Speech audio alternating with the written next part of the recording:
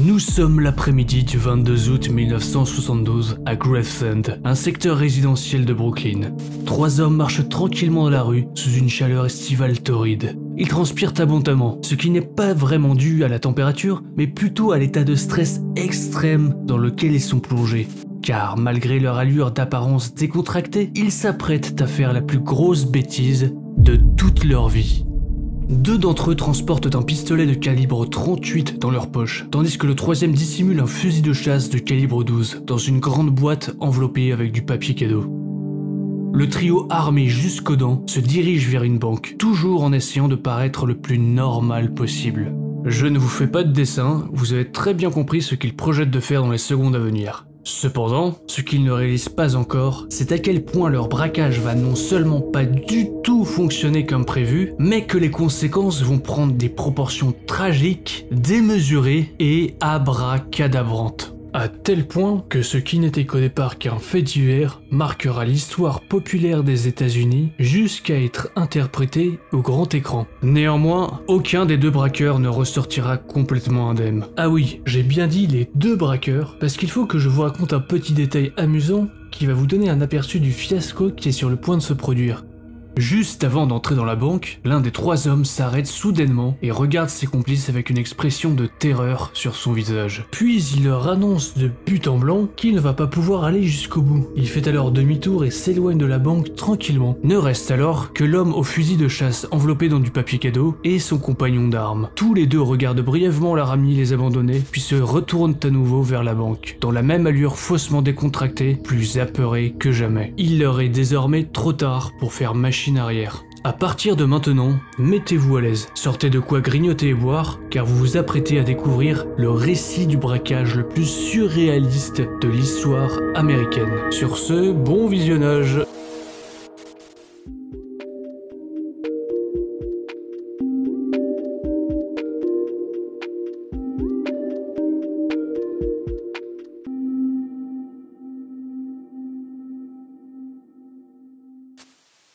Il est 14h58 et l'homme au fusil de chasse et son complice sont à l'intérieur de la banque. Quelques secondes avant de retirer son masque de tranquillité, d'arracher le papier cadeau enveloppant son arme, de mettre en joue le premier venu et de hurler à la foule ses intentions, il scrute brièvement autour de lui, avec une légère impression d'irréalité, comme si le temps était légèrement ralenti, mais aussi avec un sentiment étrange de déjà-vu. Vous allez comprendre un peu plus tard dans la vidéo.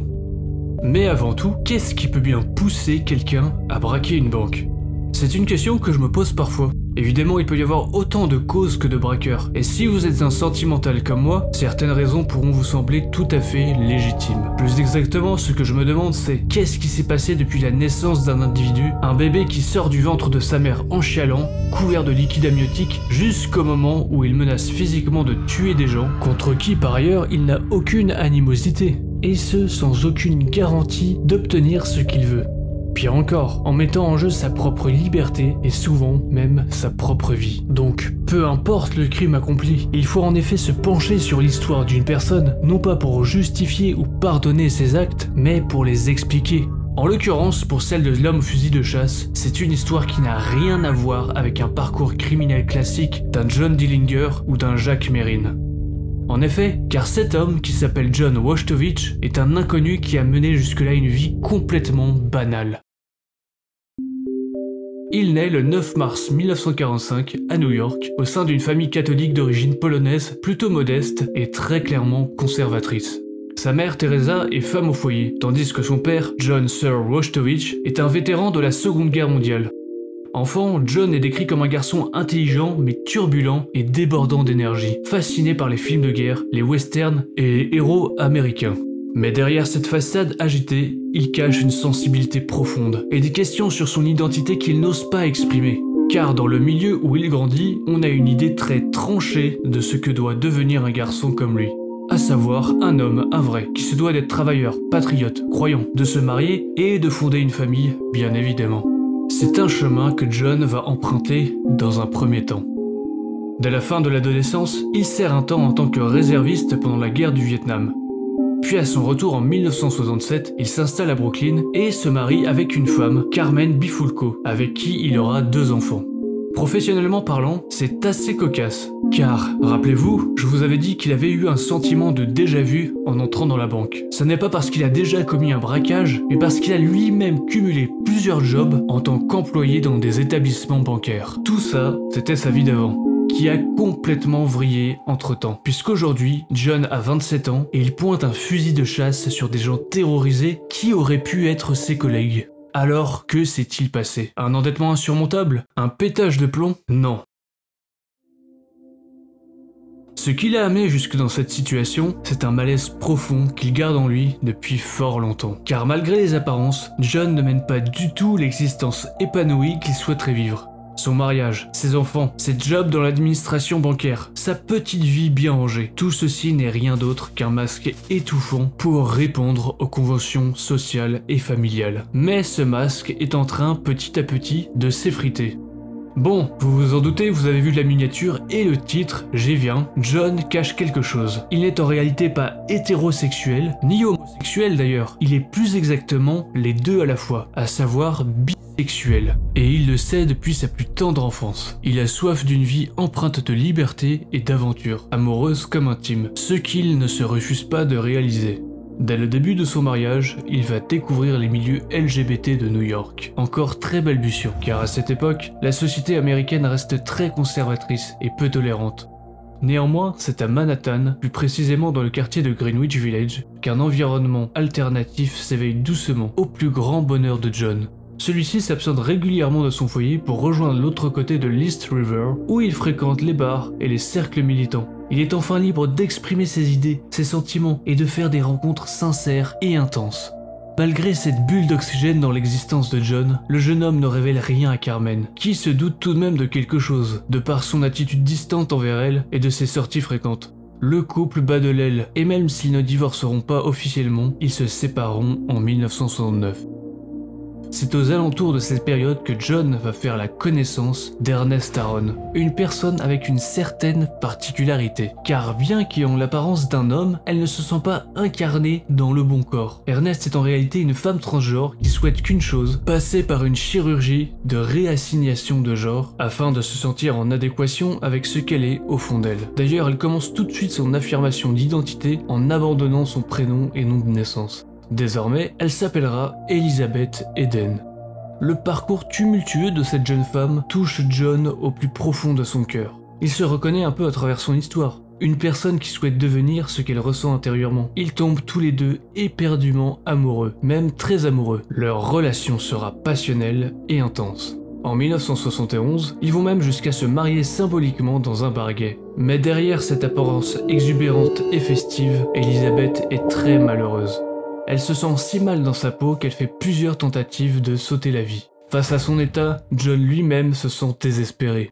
La source de son mal-être est pourtant évidente. Elizabeth veut changer de corps. Elle ne supporte plus cette enveloppe de chair qui ne correspond pas avec son identité intérieure. Le problème est qu'à l'époque, une opération de réassignation de genre est tout simplement hors de prix pour les deux amants. Mais la situation est urgente. John n'a alors plus qu'une seule idée en tête, gagner beaucoup d'argent très rapidement pour sauver sa femme. Et c'est à partir de là que va lui venir une idée très radicale, commettre un braquage.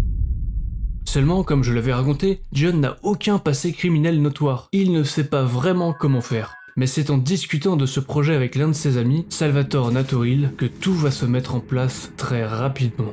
Les deux hommes se sont rencontrés dans un bar de Greenwich Village et ont rapidement sympathisé malgré leurs différences en tout point. Tandis que John, 27 ans, est plutôt exubérant, joyeux et dynamique, Salvatore lui n'a que 18 ans et un caractère bien plus taiseux et renfermé. Et surtout, un passé de délinquant notoire, caractérisé par des faits de vol, de dégradation et de détention d'armes. Au vu de son âge plus avancé, John a une certaine influence sur le jeune homme, qu'il ne tardera pas à convaincre pour l'accompagner.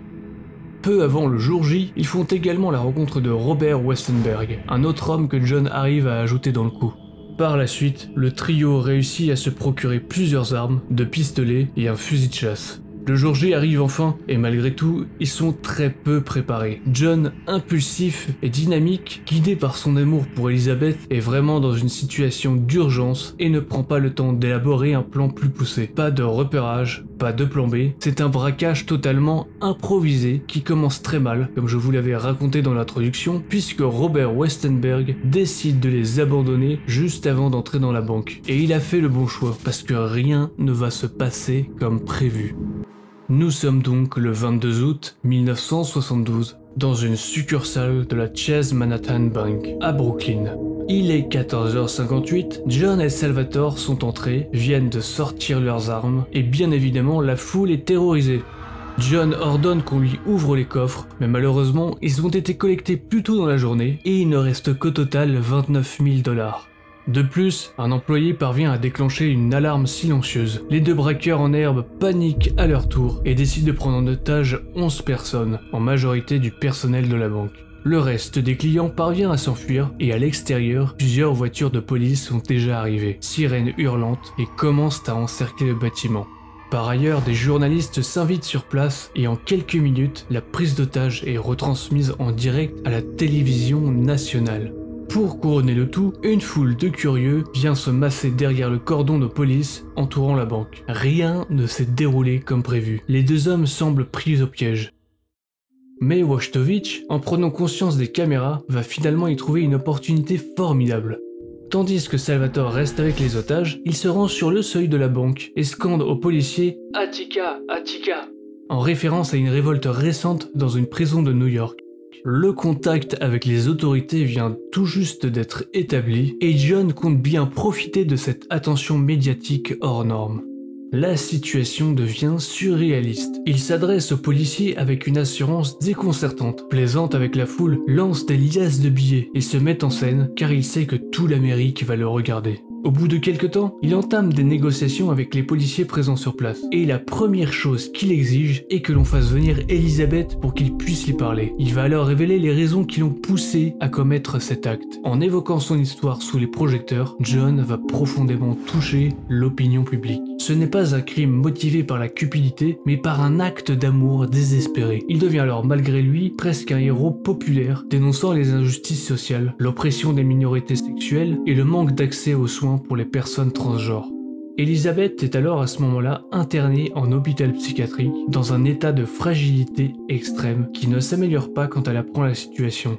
Malgré tout, les autorités parviennent à la faire venir sous une importante escorte. Elle restera à l'extérieur de la banque, ne verra jamais physiquement son amant, elle correspondra avec lui par téléphone. S'ensuit une conversation brève, douloureuse et émouvante. John veut seulement qu'elle comprenne son geste. Il lui aurait répété qu'il faisait tout cela pour elle, pour qu'elle puisse devenir elle-même. Elizabeth est bouleversée. Au bout d'une heure, elle sera reconduite à l'hôpital en urgence. La situation se prolonge et John veut absolument aboutir à ses fins, à savoir fuir avec l'argent. Au point où il en est, John fait une demande complètement incongrue aux policiers.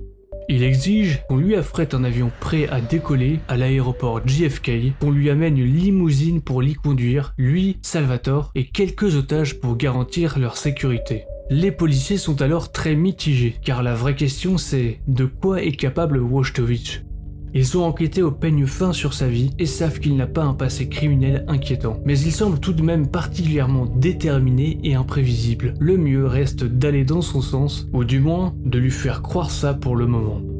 Le soir tombe et les heures défilent inlassablement. John exige des cigarettes et de la nourriture. À part ça, il ne se passe pas grand chose. C'est vers la fin de la nuit qu'un agent du FBI vient leur annoncer une bonne nouvelle. Les négociations ont abouti. Les autorités viennent d'affréter un avion à l'aéroport JFK pour permettre à John et Sal d'embarquer avec quelques otages, en échange de leur libération une fois arrivés à destination. Ils embarquent donc dans une limousine escortée par le FBI. Mais à l'aéroport, tout bascule.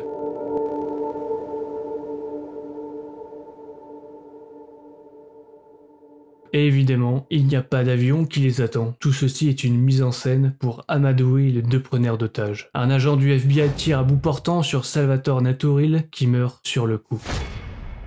John, quant à lui, est maîtrisé sans violence. Après 14 heures intenses qui ont tenu le pays en haleine, la prise d'otage est enfin terminée. Mais pas l'histoire. John Wojtowicz est alors inculpé de plusieurs crimes fédéraux, braquage à main armée, prise d'otage, usage illégal d'armes à feu, mise en danger de la vie d'autrui. Un procès va se dérouler en 1973, loin des caméras. John va prendre 20 ans de prison, mais n'en fera que 5, bénéficiant d'une liberté conditionnelle pour bonne conduite. Son histoire reste une légende et fait même de l'œil à Hollywood. Durant son incarcération, John est contacté par le scénariste Frank Pearson qui souhaite écrire un film basé sur les événements. La Warner Bros.